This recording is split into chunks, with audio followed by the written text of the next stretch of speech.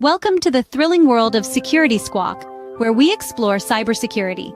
Guiding you through online threats, we'll aid you in understanding safety protocols and trends.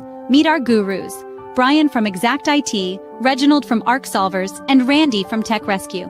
Together, we'll delve into current events and hot cybersecurity topics, helping you comprehend their impact. Stay informed, stay secure. Security Squawk, the business of cybersecurity. Buckle up, let's dive in.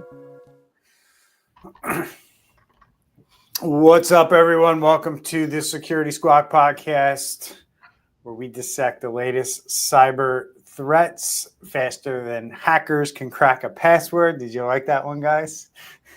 Yeah. So I'm your host, one of your co-hosts, Brian, here with Reginald, Andre, and Randy Bryan. How are you, gentlemen? Pretty good. On yourself? Doing well. Thank you. Thank you. I would say it's the calm before the storm, but man, the last 2 weeks we've had so many things to talk about. No, yeah, not really too much calm out there. Digital world's on fire, guys. This week we've got systems breached at hospitals. We got systems breached, right? We got a bunch of ransomware or post-ransomware follow-ups to kind of do and fill everybody in on how bad their data has been exposed through these attacks. Got some hospitals that were attacked. We even have YouTube creators that are under attack, guys. But remember that LastPass breach from last year? Well, that's back again with a $5.36 million vengeance. So we're going to fill you in on why LastPass is going through trials and tribulations again. And we have Rhode Island to Texas, from universities to tech giants. No one seems to be safe. And when you thought your work from home setup was secure, we got news about Microsoft Teams that might make you think twice before your next video call. So stick around as we unpack the digital disasters of the week. We explore the fallouts from these events, and we arm you with the knowledge to protect yourself from cyber criminals in this cyber war zone. Trust me, you will not want to miss this. You're going to want to hear what we had to say today. So before you click away, stay tuned and listen to the show. So here we go, guys. Let's get right into it. Got a little bit of a different format up on the screen. We're going to share the articles that we're talking about up on the screen as we discuss them, so you can kind of follow along with what we're discussing. And the first thing we're going to get right into, guys, is the ransomware attack on Rhode Island. The state of Rhode Island and their RI Bridges system, which is not for bridges that you drive over with a car, but it's their HR system that they had designed by Deloitte. And unfortunately, that system has suffered a data breach. And the state is coming out and saying early on here that it has exposed residents' personal information after the Brain Cipher ransomware gang hacked this particular system. So what are your thoughts here, guys? It was discovered about 12 days ago on December 5th. And Deloitte has evaluated it, and they're kind of going through the trials and tribulations of this hack now. So it's interesting because Rhode Island is one of the smaller states, right? That's good that it's found now, but imagine the bigger states that's using this program or using a similar program that, they haven't really released it or discovered yet. That's if it could have happened to any state, the smallest state, but what if Texas is using them or, something like that? That's going to be horrible. Yeah. And a lot of this information is critical and relating to elderly, and they will be taken advantage of by criminals as this data gets out on the dark web, collated with other data that's out there that's been leaked. So not fun. No, not fun at all. I mean, we've seen, number one, we've seen a striking number of increases on attacks on states and larger cities. Kind of started with Columbus, But I think these states and local governments have learned a lot from the Columbus attack, and I would say that this one and the last few that we've seen have been starkly different in terms of what they're saying, what they're reporting, and how they're saying things. Because, just to kind of refresh everybody's memory, the mayor of Columbus, he basically decided to come out and say, like, this isn't a big deal, and not a lot of data has been stolen, and that turned out to be not true. And I think a lot of these states and local governments that are getting hit are looking at that recent event and saying, hey, we don't want to make that misstep that they made over there. And that's why we're seeing, them come out immediately and basically say, like, yeah, like, this system had enough of the information, private information that these hackers are looking for, that it probably got exposed. Even when they don't have hard physical evidence saying it was, right? I think that's what I'm trying to point out. So, any other thoughts on this, guys? Like anything, it's just not encrypting the data, but it's extortion, double extortion. So there's a lot more that can be happening to this. And Christmas time is coming. People are working 50% less as far as, not working as hard. So it's going to be more like, I hope not, but it's going to be very interesting to see if Rhode Island was the only state that Deloitte created this specific software for. So you're purporting potentially this could be a supply chain type of incident where the customers of Deloitte are dealing with this problem for a long period of time. So this is the first of potentially many attacks. Is that kind of where your head's at? Yeah. If they do this for state governments, large corporations, any critical infrastructure, anything like that. Yeah, and if they found some specific vulnerability specific to this vertical, this software, yeah, you can guarantee that it'll be exploited, and we'll reach out to more organizations if they can.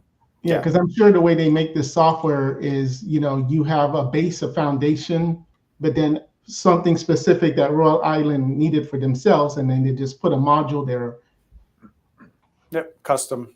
Yep. A lot of software companies do that. They'll have a base and then they sell it and then sell the customization of it. So, yep, good thought. We'll keep an eye on it. We'll let people know if other states with similar software get hit, but it's common. We're going to talk about that later on in the show with a program called Clio, and what Andre's talking about here is playing out with that particular software that we'll get into. So let's move on, guys. We'll talk about another local government that's dealing with a ransomware attack out in Ohio. We have Wood County, and officials are being tight-lipped there about a ransomware attack that's affecting operations for a second week. It seems like Ohio likes to be tight-lipped about things.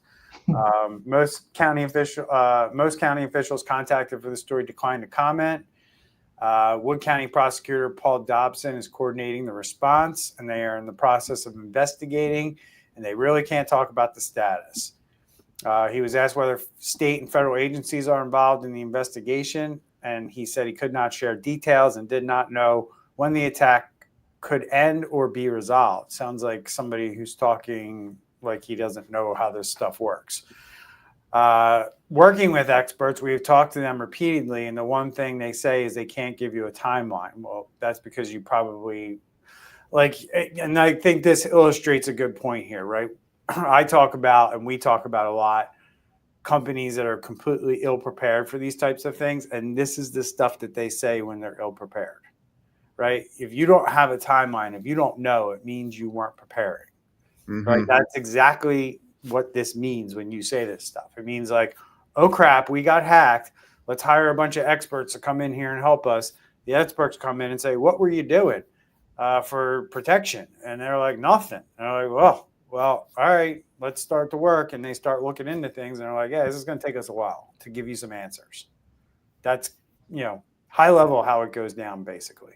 Yeah. Hopefully they'll get with their legal team and kind of talk about how to be transparent, but not put yourself at bigger risk of lawsuits or something like that.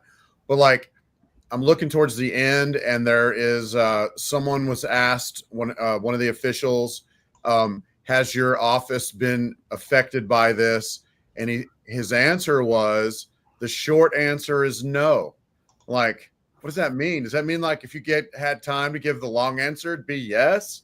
Like, so they really need to get with their legal team, and they need to sync up on that and do a better job of messaging, because you want to be as transparent as possible without putting yourself at greater risk. Yeah.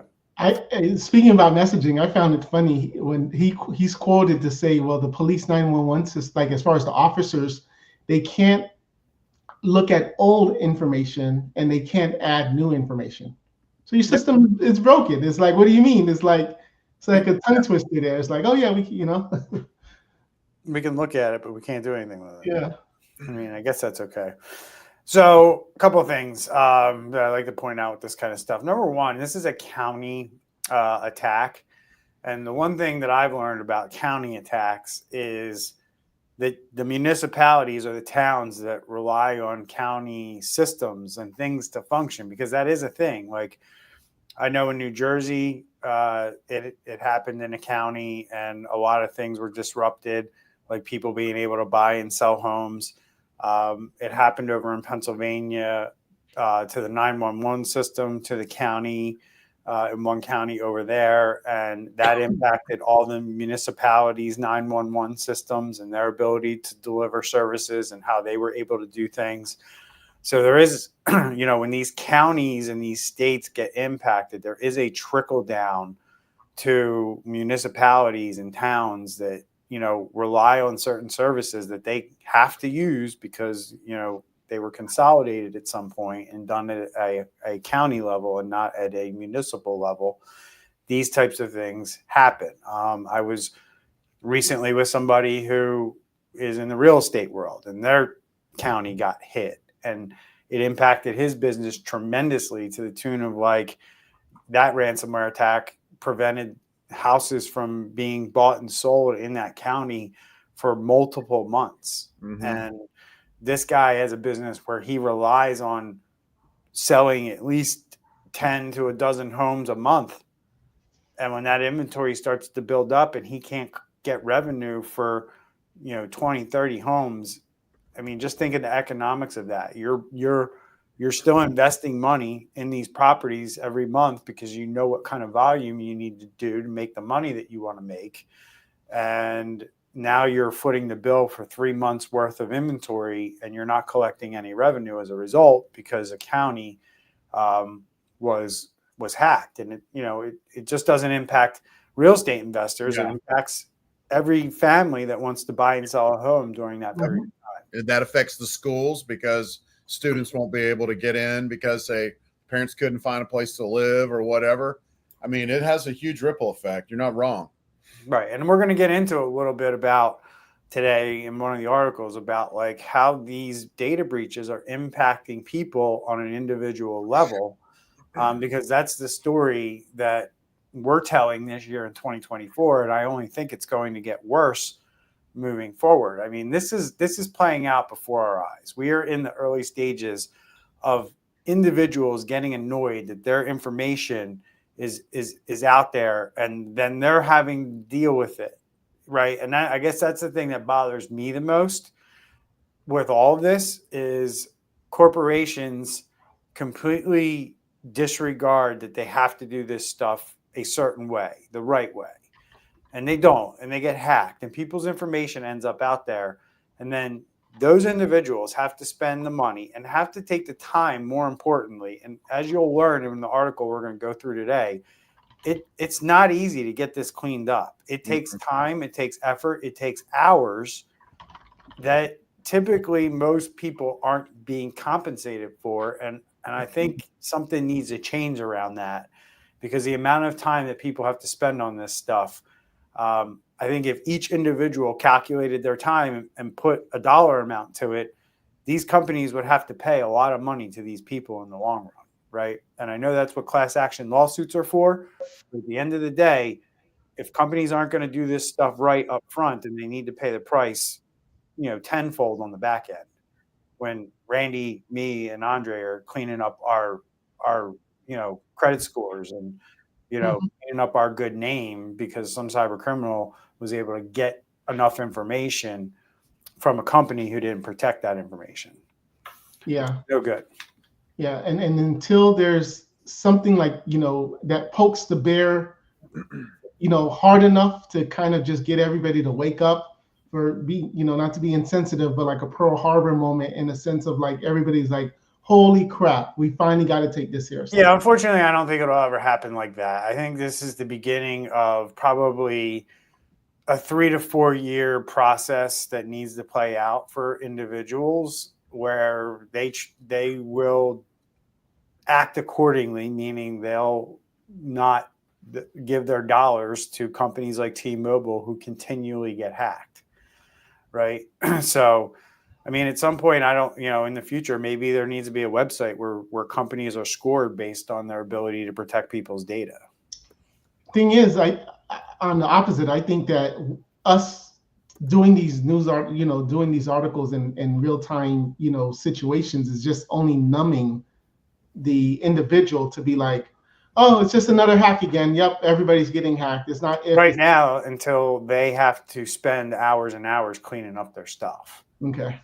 That's where I think everybody's going to have to go through this at some point to say, hey, enough. And look, one time might not be enough too, right? One time, oh, I had to do this. Yeah. And then when it happens again, you're like, man, I got to do this again. Right. Then people are going to start to, and then other people will organize properly and groups of people will get together where they've been a victim one time and it'll happen organically. But this is clearly something in my brain that's going to happen organically. It's not going to be companies doing the right thing. It's going to be people forcing and the government forcing companies to do the right thing. Yeah. The government can only do so much, in my opinion. Like the government's one piece of how we solve this problem with regulation and forcing companies to do it. Eventually, companies need to start paying the price in terms of their stock price and their profitability for when this stuff happens. Hopefully there's a security researcher doing something like the percentage of U.S. citizens getting hacked, and there's a chart that just shows that it's just like, skyrocketing until or the amount of time somebody has to spend each year cleaning up their mess that some cyber criminal created. That that's going to be where that's what's going to have to happen for individuals to take action. And I think that's coming. That's what I'm saying. Like people don't see it, but that's coming. Give it some time. All right. Texas Tech. Texas Tech University in Texas. University Health Science Center in Texas and El Paso confirmed a cyber attack, and data on 1.4 million people were exfiltrated in the attack. Interlock has claimed responsibility for the attack, and this ransomware group has been hitting various healthcare sectors for a while now. I know they hit a drug treatment facility near us here, near my office. Not less than a month ago. Same group. So they're going after hospitals and healthcare facilities to no end. And in an announcement published on its website, the Texas Tech University Health Sciences Center and Texas Tech University Health Sciences Center El Paso confirmed suffering a temporary disruption to some computer systems and applications. Subsequent investigation confirmed that the disruption was a result of a ransomware attack in which certain files and folders were removed from HSC's network, and the attack allegedly happened on September 17th and was discovered more than a week later on September 29th. 12 days later. Yes. Thoughts? Well, first thing is medical records can sell up to $250 per record compared to a $5 credit card. Right. So they're going after the money. And once these cyber criminals are in, they're looking for identity theft, fraudulent insurance claims, because many times when they do these type of insurance claims, you the patient won't actually notice. You go to a hospital and you get the bill 6 months later, like, I don't even remember seeing this doctor, or this person, or this, so it's a really good way to be able to use a service, and 6 months later you get the bill, and now you have to go through that dispute process, same thing you're saying, Brian, and now you have to go through this whole thing. Yeah, right. You have to prove to your creditor or your health insurance company that you weren't actually the person who received that. In a lot of these cases, like, depending on the dollar amount, like, look, if this happens once and it's $200 and it's your credit card company and you're like, hey, I didn't make that charge, no big deal. They got insurance where they can write that off, right? But if you're talking about major identity theft where your social security number is being used and people are opening bank accounts or getting loans in your name, that's a whole different ball of wax. For you to clean that up, something that shows up on your credit report or something that gets sent to you by your health insurance company, you're going to spend some significant amount of time trying to prove that you weren't the person who received that, right? So, I mean, I know of a guy in New Jersey who had his insurance stolen. Like, somebody went into an emergency room with a fake ID, right? They had all this guy's information, just the person who was getting the healthcare had their picture on the license, obviously.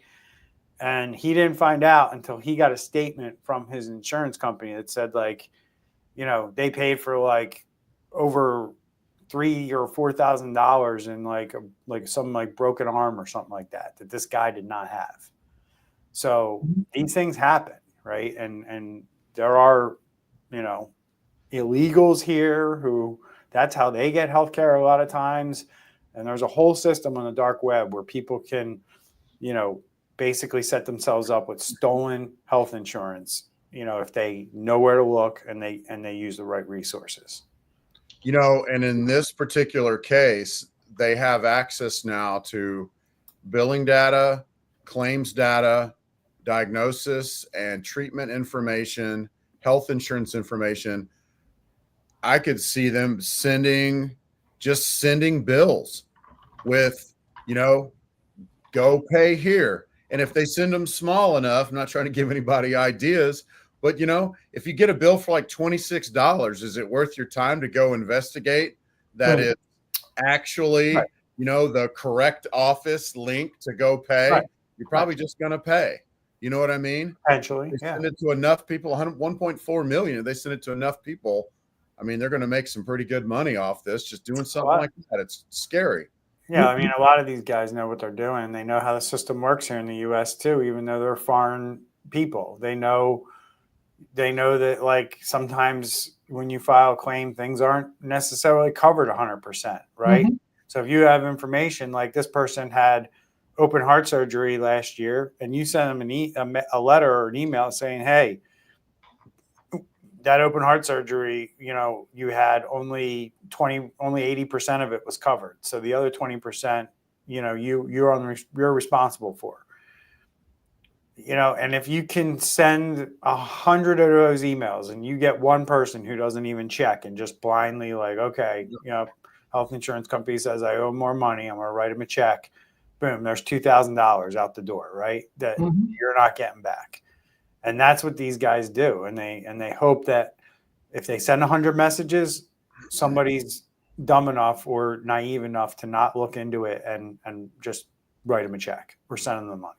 Yeah. In Miami, the city of Miami had to cover all of the QR codes on the pay to park signs because somebody else was slapping a QR code, making the website look just like theirs, and then collecting the $10, $15 to park. And let's just say in a couple of months, you get a bill from the parking authority, you would have probably just not even thinking about it. All right, I forgot to pay one time, or I went over his $15. So the bad guy got his money, and then possibly the city. All right, guys. So we got thieves here stealing $107,000 from University of Central Florida in a sophisticated hacking scheme. University noticed 12 days later that it had been victimized, that nearly all the money had vanished, and there were no reports of an arrest in the case. and they did this by hacking into a vendor's computer, tricking officials into transmitting the money to a different bank account, and then swamping the school's email system so it didn't notice the warnings about fraud. Wow. Andre, you know a little bit about this. This is kind of in your backyard, but this is taking things to another level based on what humans expect, and the hackers getting out in front of it and disrupting that so it kind of goes unnoticed. So what is the point of them flooding them with emails so they didn't notice the alerts? Well, before I start, I do have to say my son is applying to go to this school. So I love UCF and we're waiting for those scholarships. All right. So with that said, what you have here is something called, which is a very interesting terminology, which is called a spam bomb attack. So what they were basically kind of doing is spamming that particular department of the entire school, whatever the case is, so much that they couldn't even see the other articles, the other emails coming through, which for me, that's a really, really clever way. So you're doing a crime and you're basically like a magic show, right? You're just trying to now have the person not even be able to see an email to say, you know what, no, that wasn't us, or please look out for any emails because our email got hacked. And because they got thousands and thousands of emails, by the time they could delete all of that junk and go to the legit emails, it was too late because they had already sent the money. And when they went to the bank to do a dispute, the bank was like, sorry, the money you put into the account, not that the thief stole from you, because that's a big difference, but the money that you transferred or you wired to pay, it's closed, or it's there's no money. Yeah, there's no money. So sorry.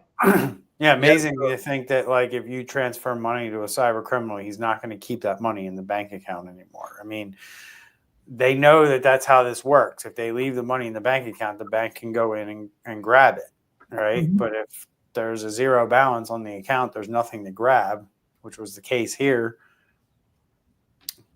then you're not getting your money back. And there's nothing they can do. They can't call the bank up and be like, hey, your customer, stole a bunch of money from our customer. And those people can be like, no, they sent it to us.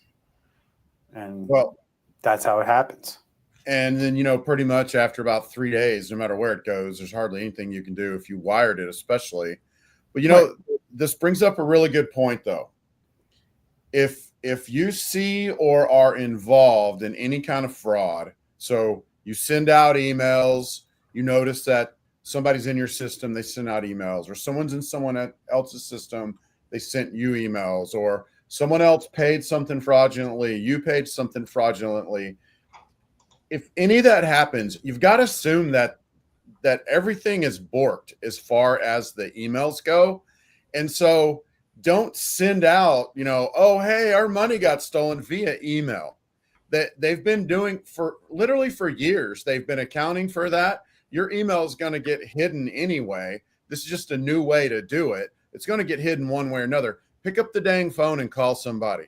Call somebody and make them aware of what's going on. If you see this kind of stuff happening, like, if you get a text, you don't want to text the person back. Oh, gosh, I got a weird text from you. Well, duh, they're already in the system.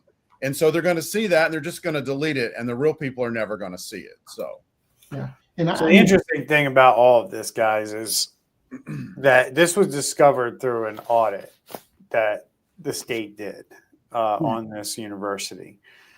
And essentially, the Auditor General of Florida basically came back and said, like, hey, this university doesn't have a tight process or procedure around how they pay their vendors. Like, they're very susceptible to these tricks. And they didn't put new procedures in for a while. And then this audit happened and they got caught on the carpet because the audit revealed that there was actually something bad happening back in May. Was it 2023 or 2024? I think it was 2023. I don't know. It was either this year or last year. I can't get it on the article right now. But at the end of the day, they were basically said like, hey, you guys didn't do enough here, and that's why the money's missing. So it was like $107,000 that was missing, went to certain vendors over multiple emails, multiple communications. But I'm saying all this because an audit revealed the gap, right? And I think that that's where most people, they don't get it. Like, you can get audits and you can get assessments from third parties. Like, obviously this college either has a free resource in the state that they can use, or the state mandated that they go through this process. Either way, the audit revealed to them this gap. And that's, ultimately we'll do audits, we'll do cybersecurity audits on companies. And a lot of times, or many times, we will go in and we will find what's known as indicators of compromise, or tell them like, hey, you've already been hacked. And that's kind of what happened here with this audit. It's like, hey, you've already been scammed. You've already been taken advantage of. And now, because you don't have these solid processes, we were able to discover that this happened to you. This happens every day in our businesses to businesses that we go in and audit. The problem is that most companies don't want to go through one of these audits or these assessments. They're afraid of them because, yes, they are revealing. But the only way you're going to get better is by going through a process like this, right? So that's my thing. It's like, hey, here's a company that was being scammed. They went through an audit process and they discovered that they were losing money, but they also needed to do better in terms of their cybersecurity. And I guess I'll end by saying, if you think that you're doing a good job with cybersecurity and you've never had an audit, or you haven't had an audit done recently, it's time to have an audit. Yeah. Good points. So let's get into it with this one, guys. Former employee cybersecurity expert discusses Granite School District data breach. So this is what I talked about a little bit ago, about a person who was a victim of a data breach and what they actually had to go through once they discovered that their data was part of the data breach. So we have a former educator, former teacher, Sherry Harris, who didn't realize that she was even part of this hack because she retired. Right? And it wasn't until an old coworker's Facebook post where she decided to take action and take things in her own hands to see that as a retired former employer, was she impacted. And she learned that she was, but because she was former or retired, she's reporting that she was never contacted by the school district that this even happened to her. So she's saying that, I'm very disappointed in Granite. A company of that size isn't watching out for their former employees who gave them so many years of hard work and loyalty. We've just been pushed aside, right? And let's kind of talk about that a little bit. Is that the case? Or I don't think whether you're retired, you're former, you're current, I don't think it matters. Right? You can paint that picture very easily, like, hey, we were pushed aside, we weren't notified properly. Again, I'll attribute that to lack of planning, lack of having a good incident response plan, understanding that, hey, we're excluding a large portion of people that we still have data for, right? Or maybe going through that exercise makes you realize that you shouldn't be keeping people's data as long as you're storing it, right? I don't know when this Sherry Harris retired, but if she retired more than like 5 years ago, I got to question why the school even has that data still in their system in the first place. Mm-hmm. Yeah. There's one thing to say Sherry worked at the school 20 years ago, but do you still need her ACH information? Because the fact that she had to cancel her bank account says that they still were storing her bank account number, her account number for direct deposit. Right. So also probably no controls as far as I could see someone making a decision, all right, let's just go back 10 years because, all that other stuff is old and why would they care about it, right? Or they didn't even know what information that the hacker got. There was no type of logging or any type of information that could specifically say this is all the data that they got. And in that case, when you really don't know, you really just have to assume everything and give proper notification, because they could have also just sent her a phishing email to say, hey, we're doing a 10-year thank you, and everybody gets $100 or whatever. But she didn't go in to say what was in the phishing email, but the phishing email is how they got her. Mm-hmm. Yeah. There's a lot of law coming down the pipe, if you will. Some's already here, and it does deal with this specific issue. If you don't need the data anymore of your customer, employee, whatever it is, once you don't need it anymore, you just should get rid of it.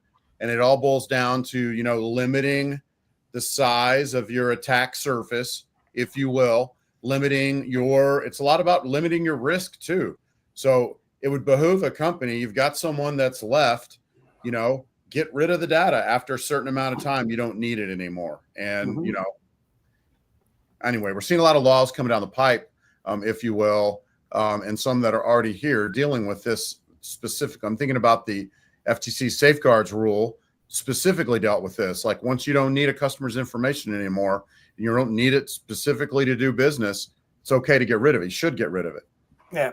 Good news is that she retired in May, so they weren't keeping her around for a ridiculously poor period of time.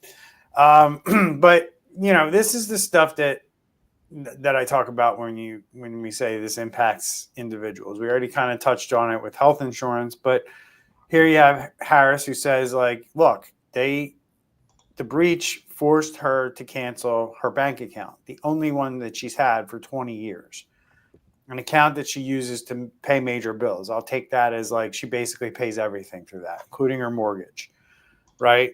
So it's a time-consuming process. It's complicated. You have to call these people and tell them, like, hey, I'm not paying you on time this month, or I'm not paying you the same way I normally pay you, and I have to change, the account that's linked or whatever. You have to take time out of your day to do it, right?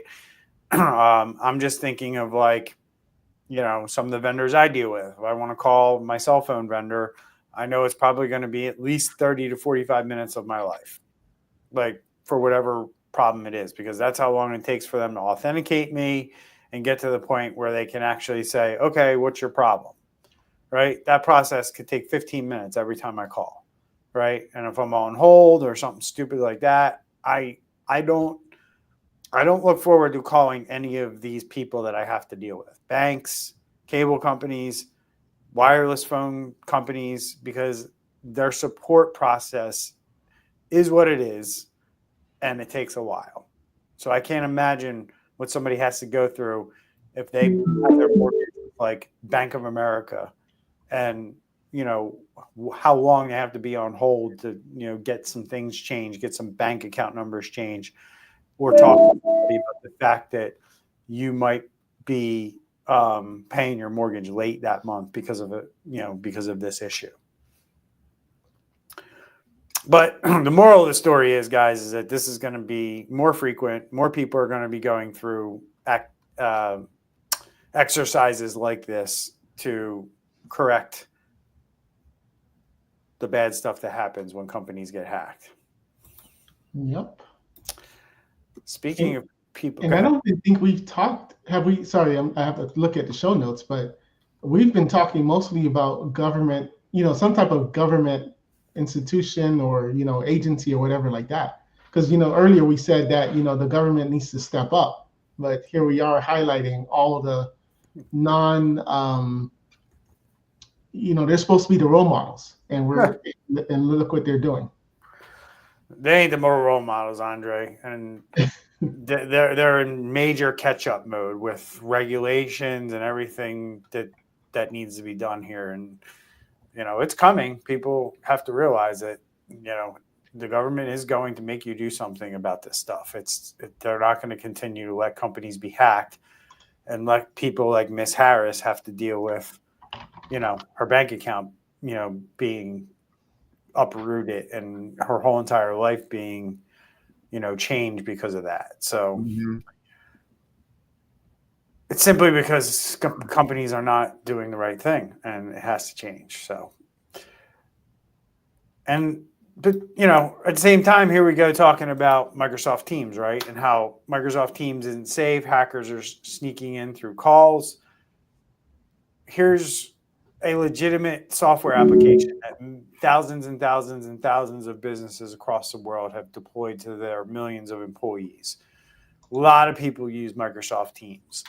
And I've said it. I said it during the pandemic. I said it when the shift from Zoom to Teams started happening at a rapid pace because, I give credit to Microsoft, and I said it. They did a really good job of penetrating the enterprise, and the enterprise basically made mid-market and small businesses switch over to Teams as well. That's kind of how it permeated through the business world and why people went away from Zoom and moved to Teams at a pretty good clip, in my opinion, over the last 2 or 3 years. And in that shift, in that rapid shift, companies did a poor job of educating their employees on how to properly use Teams, so they weren't introducing more cyber risk and compliance issues to their business, two things that we're constantly talking to companies about all the time. So here we have an article, guys, that says it's happening like crazy, where cyber criminals are exploiting Microsoft Teams in all kinds of different attacks. Now, vishing voicemail type messages coming to your Teams are being used in phishing attacks. What's happening here, Randy? Well, so basically on this one, they sent a jillion emails to the user, and then they call the user. So it's very similar to what we saw before, overwhelming the inbox. So they send all these emails, they call and then so once the user gets them all, then they call the user and say, hey, we're from Microsoft and we're here to help you. We saw that this was happening. I think there's a couple ways that you can prevent this. One, obviously training, but two is set up your Microsoft Teams where it can't get a call from just anybody in the whole world at any given time. If we all did that, well, then they'd probably start setting up calendar requests, because calls that are on a calendar actually can happen, even if you've not allowed that user from that outside organization. But bottom line, this is really easy to prevent. And it all goes back to zero trust. And that's just only allowing on your Teams the organizations that you've allowed. And if someone's not there yet, you just add them and then move on. That could be speaking from somebody who knows how to do all that stuff. I mean, it's not hard, but it's not like somebody can just log into Microsoft and know how to do this. Yeah, your average bloke might not know how to do that. Right. So, in other words, what Randy's saying is like, hey, Microsoft Teams, all this Microsoft cloud stuff is very powerful.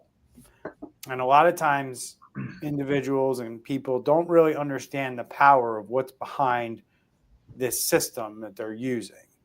And if you kind of let it run as they give it to you, out of the box is the term that they use, you're opening yourself up to stuff like this.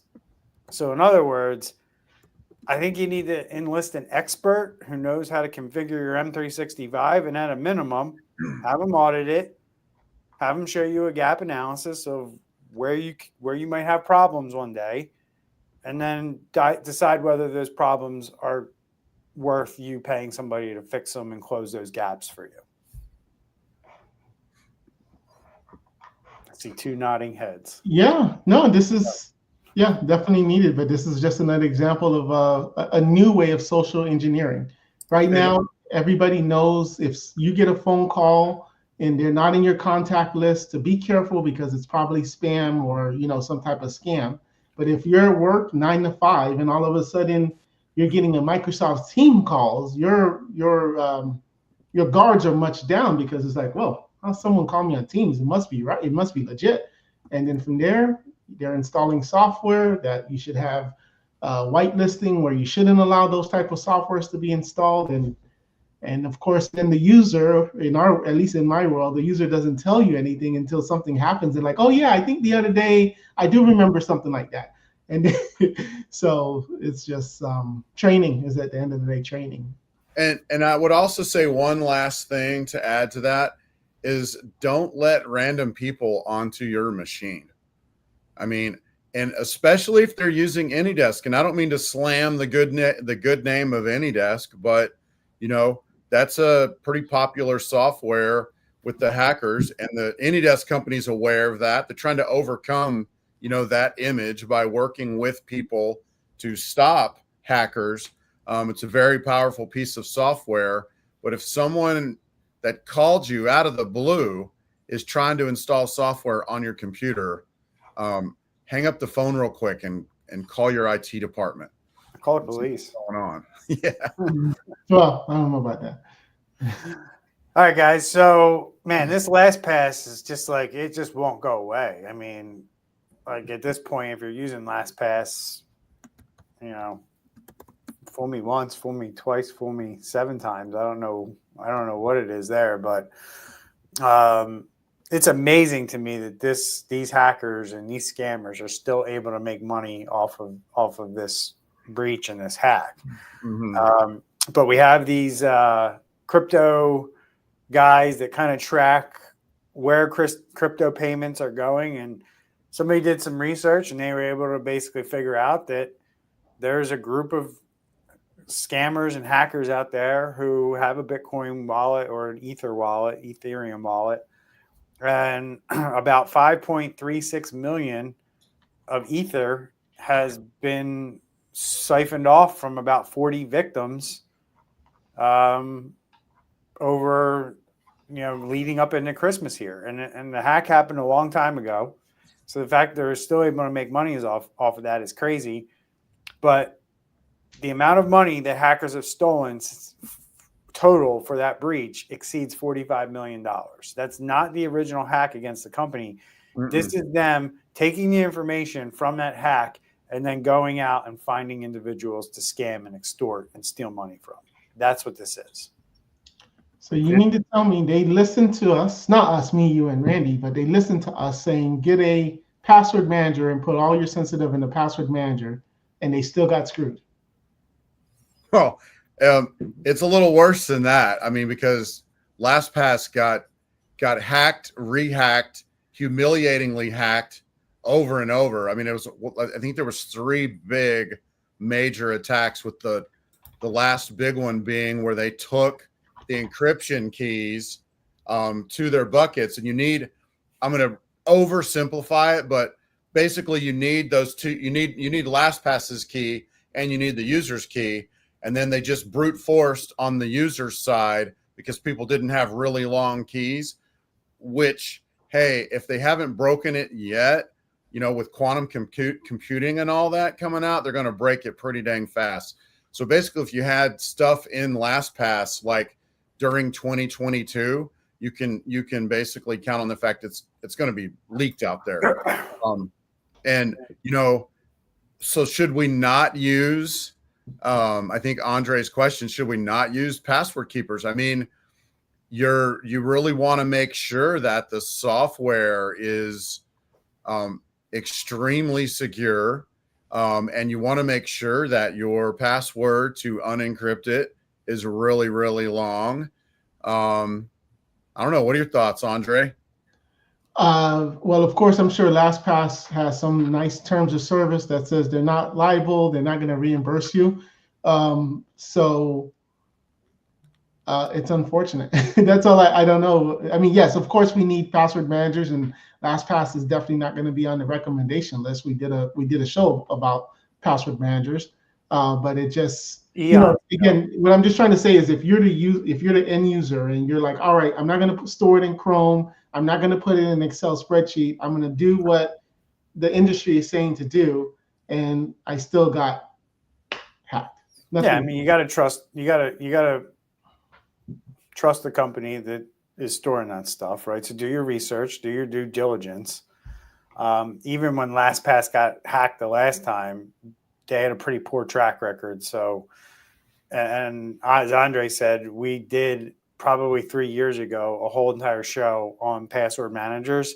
Yep. And quite frankly, I think what we said then is still relevant today. Like Yep. nothing's changed in the players and the ones we evaluated, and the ones that are at the top of the list are still at the top of the list for us for the most part. So there's no sense in us doing another show to update everybody, because that is still relevant from 3 years ago, which is pretty sad because it shows you the lack of progress in this space in terms of what businesses are doing. We still have companies being attacked because of, not using password managers, not using strong passwords, and choosing to use companies like LastPass or T-Mobile, who have a hard track record of protecting people's information. Mm-hmm. And just make sure before you move on, if you have any crypto that's like access, addresses, whatever, anything that's stored in LastPass, you need to migrate it.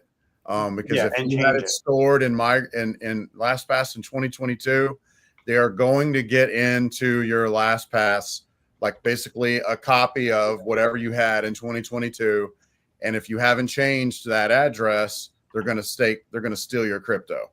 But they're also coming at you with phishing emails because they know what accounts you've had, so they can easily send you a, hey, reset your password email, something to that effect, where they set up a fake phishing site and you think you're logging into LinkedIn and it's not LinkedIn, right? So that's kind of, in a nutshell, how it works. So let's talk about this real quick, guys. Hackers using YouTube creators to take their influence and their good name and hack individuals, right? So hackers have basically identified YouTube channels that have a lot of followers and said, hey, that's gold to us, because if we can commandeer that ship just like a pirate and take it over, then we can trick all their followers. And we're talking channels with hundreds of thousands, if not millions of followers. Use their good name, use their trust that they've built with their audience, and get their audience to click on things and do things, and we can take advantage of that. So that's what's going on here. Thoughts, guys? Yeah, and not specifically YouTube, but how many times have we seen that with Facebook? When you see these business pages get hacked, and all of a sudden they're posting things, and sometimes it's like you don't even know it's hacked. It's just there. Well, just think about it now. We have AI too. So how hard would it be for them to go, hey, make me an AI video, and they use the creator who's usually on that channel. And now these people think that these videos are actually the person who runs that channel, and it's not. And try calling Facebook or Instagram to tell them your account's been hacked and see how far you go. It's not. So, and that's really hard too, because they don't have support. It's usually through text or email or some kind of DM or something like that. They're not going to get on the phone with you. They're not going to talk and reason with you. It's kind of like, hey, we have a manual, and based on what you tell us, we go to a spot in the manual and we give you an answer. That's kind of how it works. And if you're asking a question that's not in their manual, they'll escalate it, and maybe you'll get a response and maybe you won't. The crazy thing in this particular attack that's highlighted in this article is most likely they took AI to craft a very targeted, very specific phishing email that seems real to creators and say, hey, we want to do a deal with you.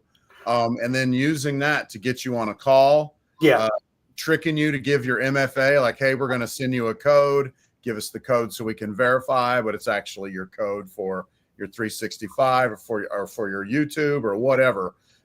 So yeah, more fun stuff. It's funny because, like, being a YouTube creator, I kind of know the lay of the land, and there's a lot of people out there who would jump at an email that says like, hey, we want to pay you to promote this on your channel.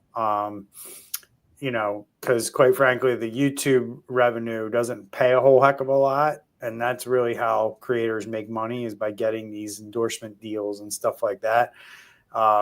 So it's a very effective strategy to try to use to try to take over a creator account, in my opinion. So And just imagine they're talking with this fake company, sponsor company, and then they're telling the YouTube creator, send me your bank account information, we can deposit the information to. Like, that is so easy.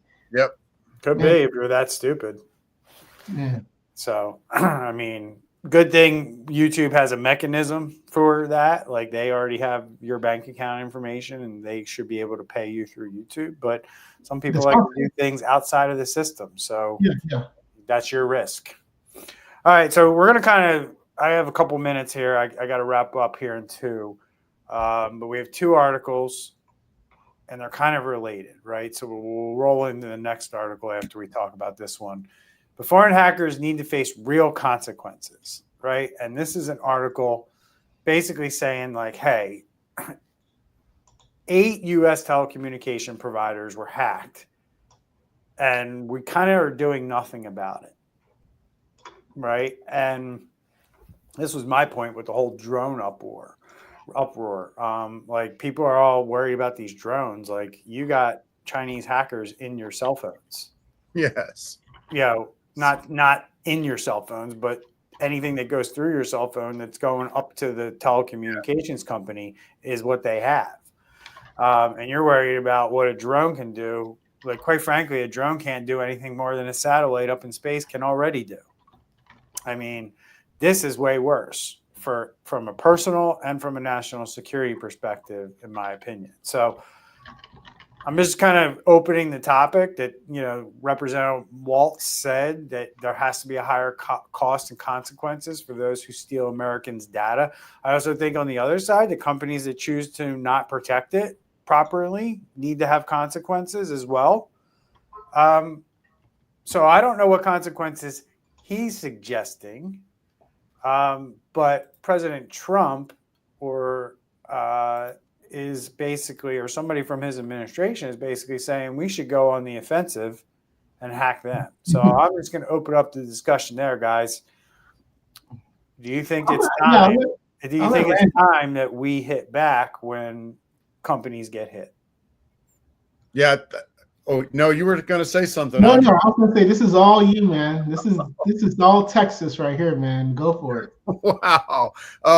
Well, I do not disagree. So you have different philosophies.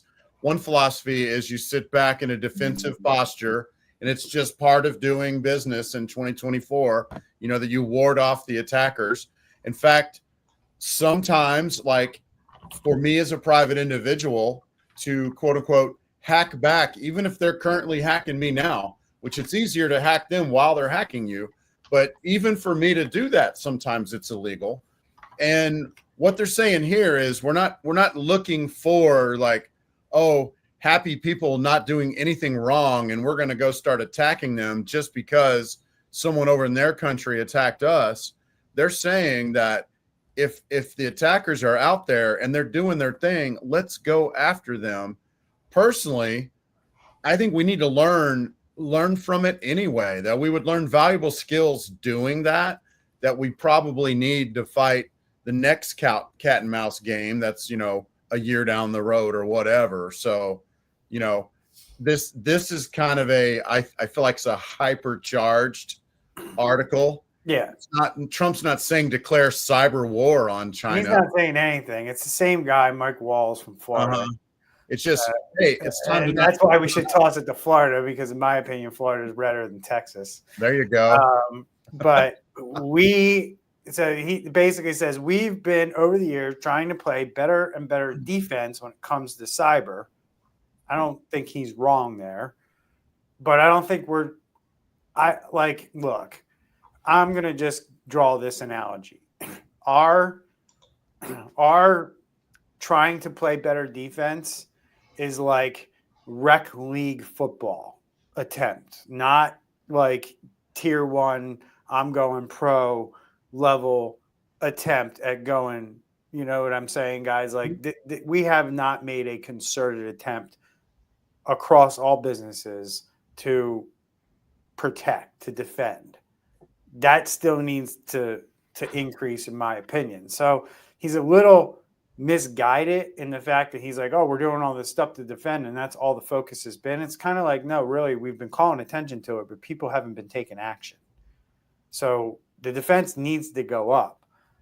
And then he goes on to say, we need to start going on an offense and start imposing, I think, higher costs and consequences to private actors and nation state actors.